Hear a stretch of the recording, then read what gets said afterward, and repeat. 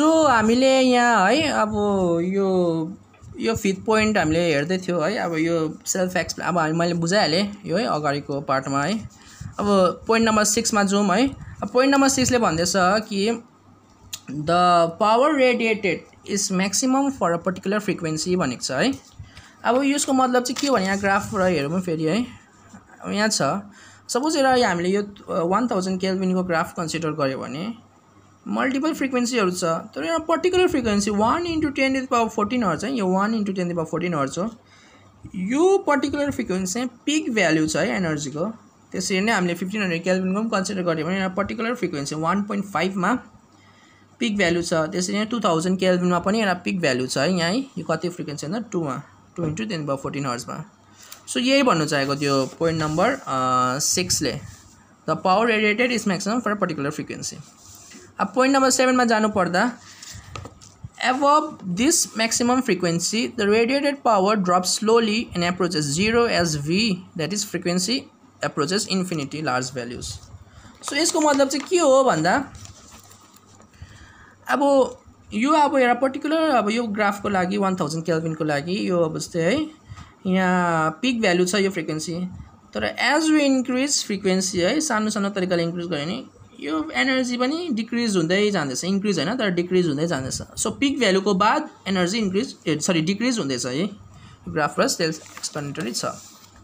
So यहाँ approaches 0 को कुरा छ है। यहाँ हेर्नु अब तपाईहरुले हेर्नु पर्यो भने यहाँ approaches 0 as v approaches infinity छ। सो यहाँ अब हामीले हेर्यो भने है अब एज v इन्क्रिज हुँदै जाँदैछ अनि इन्फिनिट भ्यालु रिच हुँदै जाँदैछ, त्यसै नै एनर्जी पनि 0 एप्रोच हुँदैछ। यहाँ यसले कन्टिन्युएसन गर्यो भने। सो त्यही नै हो point 6 number 7 point number 7 sorry. So point number 8 को हामीले कन्सिडर गर्यो भने चाहिँ हामीले हेर्यो भने हामीले यहाँ पढ्छ है comparison at 1000 kelvin 1500 kelvin 2000 kelvin shows that the frequency at which the radiated power is most intense increase with increasing temperature linearly भनेको छ। सो यसको मतलब चाहिँ के हो भने अब हामीले यहाँ है पिक भ्यालु छ यो है, यो एकदमै पिक भ्यालुहरु यो पर्टिकुलर फ्रिक्वेन्सी। अब यो पिक भ्यालुलाई हामीले जोइन गर्न ट्राई गर्यो भने एउटा हामी लिनियर वेमा यो अलिकति ग्राफ यहाँ टिल्टेड रहेछ, तर यसरी हामीले प्लट गर्न ट्राई गर्ने अलमोस्ट एउटा लिनियर लाइन हामीले स्ट्रेट लाइन हामीले देख्न पाउँदैछ। सो यसको मतलब चाहिँ के हो भने यसको मतलब चाहिँ अब जस्तै हामीले यो ग्राफमै कन्सिडर गर्यो भने सो 1 × 10⁻14 हर्ज देखिन्छ। अब हामीले डबल पार्छ 2 × 10⁻14 हर्जमा। सो एनर्जी एसोसिएटेड पनि डबल हुँदैछ है, यो डबल हुँदैछ यसरी। त्यसैले जसरी हामीले हाफ गर्यो भने एनर्जी पनि हाफ हुँदैछ। सो त्यो भन्न चाहेको लिनियर वेमा इन्क्रिज हुनु भनेको चाहिँ। सो यो पोइन्ट पनि भइगयो। सो त्यो पछाडि पोइन्ट नम्बर हामी 9 मा जानु पर्दा the total power radiated in all frequency increase with increasing temperature and it does so more rapidly than linearly भन्दैछ। अब यो पोइन्ट नम्बर 9 कन्फ्युजिङ हुन सक्छ फर्स्टमा पढ्दाखेरि, तर एक्चुअली यो पनि एकदमै इजी छ बुझ्नुलाई है। त्यो चाहिँ के भन्नु चाहेको भन्दा जस्तै यो ग्राफले नै हामीले बुझ्नु पर्छ यो। अब जस्तै यो एउटा पिक भ्यालु जब हामीले प्लट गर्यो है तीनटाको लिनियर वेमा इन्क्रिज भएको देख्यो, तर हामीले यसमै अब एउटा र्यान्डम फ्रिक्वेन्सी हामीले चुज गर्यो भने अनि त्यसलाई हामी यससँग कम्पेयर गर्यो भने चाहिँ लिनियर वेमा इन्क्रिज भएको देख्दैन। त्यो डबल पनि हुन सक्छ, डबल भन्दा ज्यादा पनि हुन सक्छ है। एउटा सर्टेन प्याटर्न हुँदैन, लिनियर प्याटर्न चाहिँ हुँदैन भन्ने छ। अब यसै यहाँबाट पनि हामी चुज गर्न सक्छ, यहाँबाट हामी चुज गर्छ अनि प्लट गर्न चेक गर्न ट्राई गर्यो भने त्यो लिनियर हुँदैन भनेको त्यति नै हो।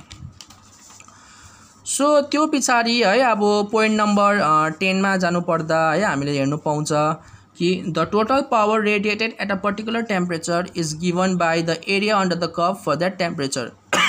सरी।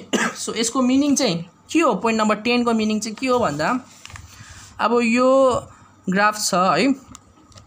सो यो पर्टिकुलर टेम्परेचर 1000 केल्भिनमा भएको ग्राफ हो।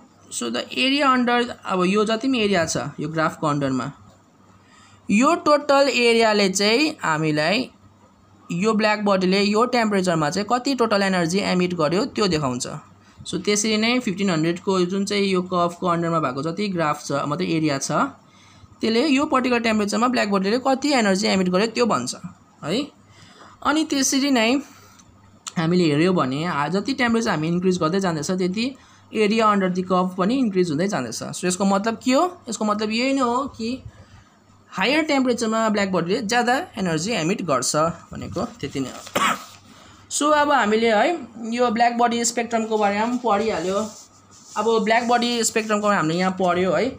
अब ब्ल्याक बडी स्पेक्ट्रम सकेपछि एउटा नयाँ एउटा इम्पोर्टेन्ट टपिक छ, त्यो चाहिँ के हो भने रेलिक जिन्सको मेथड है। अब रेलिक जिन्सको मेथडपट्टि हामी जाउँ। अब जस्तै रेलिक जिन्सको मेथडले हामीले बुझ्नु ट्राई गर्यो भने चाहिँ एक्चुअली रेलिक जिन्स चाहिँ मतलब दुईजना साइन्टिस्टहरू हो। अब यहाँ म लेखिदिन्छु है, रेलिक जिन्स। यो रेलिक जिन्स चाहिँ दुईजना साइन्टिस्टहरू हो जसले चाहिँ ब्ल्याक बडीको जुन चाहिँ यो स्पेक्ट्रम भनौँ कि एनर्जी एमिसन भनौँ त्यसलाई सरी एक्सप्लेन गर्नु ट्राई गर्यो उनीहरूको आफ्नै थ्योरी युज गरेर। तर उनीहरूको थ्योरी चाहिँ क्लासिकल फिजिक्समा बेस थियो है। अब उनीहरूको थ्योरी चाहिँ क्लासिकल फिजिक्समा बेस थियो, अनि स्पेसिफिकली कुन चाहिँ क्लासिकल फिजिक्सको कुन चाहिँ कन्सेप्टमा भन्दा चाहिँ law of equipartition of energy, law of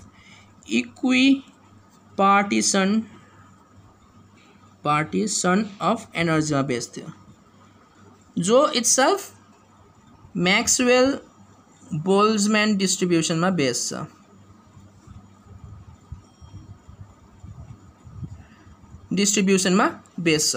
है। अब हामीलाई थाहै छ ल अफ इक्विपार्टिसन अफ एनर्जीले के भन्छ भन्दा एउटा पर्टिकुलर बडी है क्लासिकल फिजिक्सको रिलेटेड बडी है को जुनै पनि एनर्जी भ्यालु पर्मिसिबल छ, मतलब त्यसको जुनै पनि एनर्जी पोसिबल छ है, as opposed to quantum mechanics है। त्यो हामी बिस्तारै त्यो हामी बिस्तारै बुझ्दै जानु ट्राई गर्छ है, हेर्नु ट्राई गर्छ। सो रेलिक जिन्सले चाहिँ फर्स्ट अफ अल के चाहिँ गर्यो भन्दाखेरि चाहिँ एउटा सर्टेन क्यूब सेपेड एउटा मेटालिक बडीले है, क्यूब सेपेड मेटालिक बडीले यसरी कस्तो खाले के भन्दाखेरि चाहिँ मेटालिक क्याभिटी भएको तर है, क्याभिटी भएको। सो यस्तो खालको बडी लियो। सो यो बडी लिइसकेपछि चाहिँ के गर्यो भन्दाखेरि चाहिँ सर्टेन एजम्पसनहरू गर्यो है। अब जस्तै यो बडीको वल्सहरू हुन्छ, अब यहाँ 6वटा वल्स छ अभियसली, अनि इच वलमा चाहिँ नोड कन्सिडर गर्यो, नोड NODE नोड। अब नोड भनेको चाहिँ के हो भन्दाखेरि चाहिँ रिलेटेड टु फिजिक्स चाहिँ के हो भन्दाखेरि चाहिँ नोड चाहिँ यस्तो खालको पोइन्ट हो जहाँ चाहिँ इलेक्ट्रिक फिल्डको इन्टेन्सिटी चाहिँ 0 हुन्छ, मतलब इलेक्ट्रिक फिल्डको जुन चाहिँ इन्टेन्सिटी हुन्छ त्यो चाहिँ 0 हुन्छ नोडमा। त्यो चाहिँ किन भएको त्यस्तो भन्दा चाहिँ अब हामीले एउटा सपोज वल कन्सिडर गरेर है, यो वललाई यहाँ लायो है। अब यहाँ एउटा इलेक्ट्रिक फिल्ड जुन चाहिँ हुन्छ त्यसको वेभ छ अरे सपोज यहाँ यो प्यारेलल हुन्छ है विथ रेस्पेक्ट टु यो वल। सो जब प्यारेलल हुन्छ इलेक्ट्रिक वेभ न इलेक्ट्रिक फिल्ड एक्जिस्टै गर्नु सक्दैन। सो त्यसले गर्दा इन्टेन्सिटी 0 हुन्छ त्यहाँ। अनि हामीले यसरी पर्पेन्डिकुलर डिरेक्सन कन्सिडर गर्यो भने पनि है, पर्पेन्डिकुलर डिरेक्सन यसरी कन्सिडर गर्यो भने हामीलाई थाहै छ है, अब वेभ इलेक्ट्रोम्याग्नेटिक वेभ यसरी अब ट्रान्समिट हुन्छ, यो त प्रोपागेसनको डिरेक्सन हो एक्स एक्सिसमा, अनि वाई एक्सिसमा इन्टेन्सिटी हुन्छ है, इन्टेन्सिटी हुन्छ। सो हामीले यो पर्पेन्डिकुलर डिरेक्सन त हामी कन्सिडर गर्नै सक्दैन किन त्यहाँ वेभ एक्जिस्टै गरेको छैन। सो त्यसले गर्दा नोड 0 हुन्छ, मतलब नोडमा इलेक्ट्रिक फिल्ड इन्टेन्सिटी 0 हुन्छ। सो त्यसरी नै 6वटा वल्समा नोडहरू कन्सिडर गरेको छ। सो त्यो पछि चाहिँ यिनीहरूले के कन्सिडर गर्छ भन्दा चाहिँ स्पेशल टाइपको वेभ कन्सिडर गर्छ। त्यो चाहिँ के हो भने स्ट्यान्डिङ वेभ है, स्ट्यान्डिङ वेभ कन्सिडर गर्छ। अब हामीलाई थाहै छ वेभहरू पनि दुईवटा टाइपको हुन्छ, स्ट्यान्डिङ नन स्ट्यान्डिङ है। स्ट्यान्डिङमा चाहिँ के हुन्छ भने स्ट्याटिक पोजिसनमा स्ट्यान्डिङ भइरहेको मतलब वेभ त्यहाँ हुन्छ जसले हामीले अब्जर्भ गर्नु सक्छ है स्ट्याटिक पोजिसनमा। सो स्ट्यान्डिङ वेभ अब्जर्भ मतलब एज्युम गर्छ, अनि त्यस्तो स्ट्यान्डिङ वेभ चाहिँ मल्टिपल स्ट्यान्डिङ वेभ त्यो बडीभित्र मल्टिपल स्ट्यान्डिङ वेभ एज्युम गर्छ। सो त्यो पछाडि चाहिँ के गर्छ भन्दाखेरि चाहिँ स्ट्यान्डिङ वेभको प्रपर्टिजहरू यसरी फिक्स गर्छ कि जुन चाहिँ फ्रिक्वेन्सी हुन्छ त्यो वेभ्सहरूको त्यो चाहिँ फिक्स्ड हुन्छ, मतलब ऱ्यान्डम फ्रिक्वेन्सी चाहिँ अब हुँदैन। जस्तै फर इक्जाम्पल है, अब एउटा उयो छ अरे रोप छ अरे, रोपमा स्ट्यान्डिङ वेभ छ अरे है। अब सर्टेन फ्रिक्वेन्सी चाहिँ एलाउ गर्यो जो 2 हर्ज 4 हर्ज त्यो एउटा सर्टेन प्याटर्नमा है। जस्तै यो प्याटर्न हामी के देख्नु छ त, यो इक्जाम्पल मात्रै हो यो त। अब जस्तै इभन इन्टिजर मल्टिपल देख्दैछ नि यहाँ है, तर अब चाहिँ अड इन्टिजर मल्टिपल जस्तै अब 3 हर्जहरू एलाउ छैन, खालि यो यस्तोहरू मात्रै एलाउ गर्यो एजम्सनको मतलब अहिले फिलहाल यो इक्जाम्पलको रूपमा मात्रै देखाउन चाहेको फिक्स फ्रिक्वेन्सीको कन्सेप्टमा। सो यो सर्टेन फ्रिक्वेन्सी मात्रै के भन्छ एलाउ गर्यो, यो फ्रिक्वेन्सीहरू एलाउ छैन भन्यो। किनभने यो फ्रिक्वेन्सी एलाउ गर्यो भने यो स्ट्यान्डिङ वेभै एक्जिस्ट गर्दैन। सो त्यसले गर्दा सर्टेन फिक्स फ्रिक्वेन्सी मात्रै हुन्छ भन्यो। सो त्यो पछाडि चाहिँ उनीहरूले के गर्यो भन्दा, त्यो पछाडि चाहिँ उनीहरूले है जुन चाहिँ त्यो जस्तै अब अभियसली एउटा क्युब लियो अनि मल्टिपल स्ट्यान्डिङ वेभ गर्यो है। Total number of standing wave चाहिँ कति हुन्छ त्यो क्याल्कुलेट गर्नु ट्राई गर्यो। केसको हेल्पले भन्दा जियोमेट्रिक हेल्पले, यो क्युबिक जियोमेट्रिक हेल्पले नभए सर्टेन अब जियोमेट्रिक हेल्पले नम्बर अफ स्ट्यान्डिङ वेभ निकाल्यो। So number of standing wave जुन चाहिँ योले चाहिँ के रिप्रेजेन्ट गर्छ भन्दा यो फ्रिक्वेन्सीको रेन्जमा है v to v plus dv। So यो total number of standing wave चाहिँ कति हुन्छ भनेर क्याल्कुलेट गर्दा चाहिँ 8 pi v/c³ v² dv यति पायो, जहाँ यो चाहिँ भल्युम हो। फेरि यो चाहिँ भल्युम हो, यो स्पिड अफ लाइट हो है सी त, अनि यो फ्रिक्वेन्सी हो है। अब total number of standing wave पनि यिनीहरूले क्याल्कुलेट गर्यो। त्यो पछाडि चाहिँ के गर्यो भन्दा अब हामीले अगाडि कन्सिडर गरिहाल्यो है कि एउटा त्यो पर्टिकुलर क्युबिक जियोमेट्रीमा मल्टिपल स्ट्यान्डिङ वेभहरू छ। तर यो मल्टिपल स्ट्यान्डिङ वेभहरूमा पनि एउटा स्ट्यान्डिङ वेभको एनर्जी चाहिँ कति हुन्छ, एनर्जीको भ्याल्यु भन्दाखेरि चाहिँ यिनीहरूले केटी भनेर निकाल्यो। त्यो चाहिँ के बेसिसमा भन्दा जुन चाहिँ डिग्रिज अफ फ्रिडम चाहिँ 2 लिएर एजम्सनमा चाहिँ यो एउटा स्ट्यान्डिङ वेभको भ्याल्यु चाहिँ केटी निकाल्यो है। सो अब एउटा स्ट्यान्डिङ वेभको एनर्जी पनि निकाल्यो। त्यो पछाडि चाहिँ यिनीहरूले चाहिँ के गर्यो भन्दाखेरि चाहिँ एनर्जी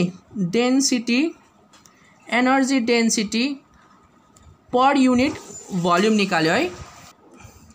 सो यहाँ अब यिनीहरूले energy density per unit volume निकाल्यो। अब यो कुन चाहिँ टर्मले यिनीहरूले रिप्रेजेन्ट गर्यो भन्दाखेरि चाहिँ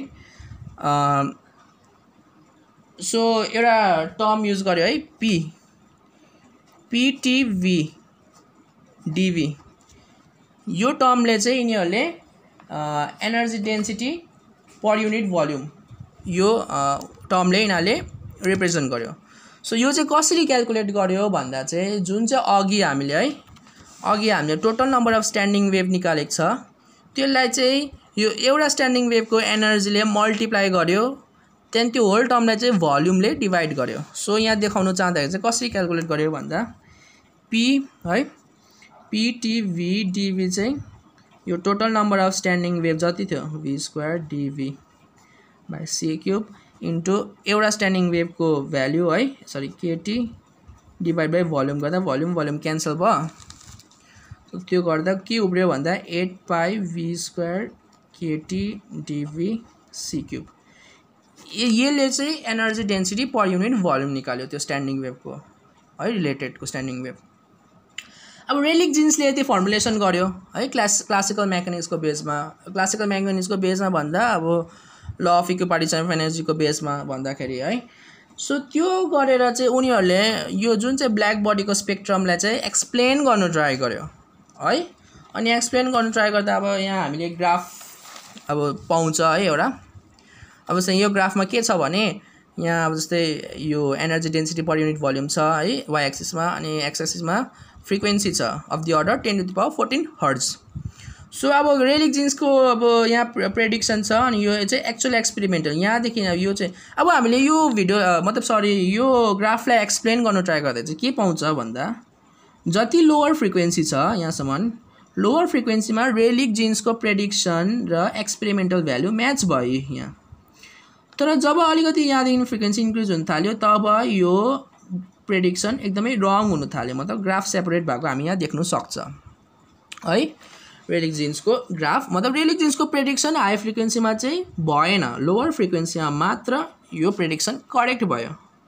सो अब लो फ्रिक्वेन्सीमा जस्तै भन्नुपर्दा इन्फ्रारेड है, इन्फ्रारेड अनि भिजिबल यो फ्रिक्वेन्सीहरूमा चाहिँ ट्रु भयो। तर जब एउटा पर्टिकुलर जस्तै अल्ट्रा भायोलेटमा पुग्यो त्यहाँदेखि उता यो छुट्टिन थाल्यो ग्राफ। सो यो पोइन्टदेखि उता चाहिँ हामी यो पोइन्टलाई चाहिँ हामी स्पेसली यो होल फेनोमेनलाई चाहिँ अल्ट्रा भायोलेट क्याटास्ट्रफी भनेर भन्छ है। यहाँ म लेखिदिन्छु है,